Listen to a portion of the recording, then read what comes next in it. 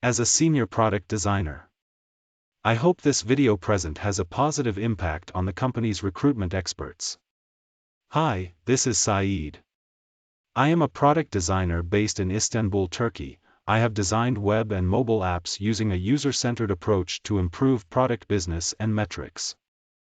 I led the UX team in one of the most influential companies in my country, creating products with a focus on experience and an intuitive clean interface.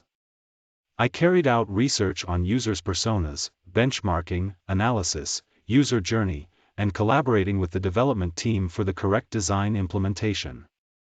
With a front-end background, I worked with developers in the different processes of the execution of a project, from the implementation of agile methodologies to the process of ideation and creation of the final UI.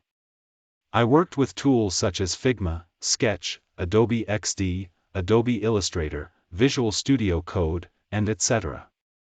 In recent years I worked for different startups, B2B and B2C companies, designing web apps, SaaS projects, MVPs, identity branding, style guides, prototyping, and wireframing.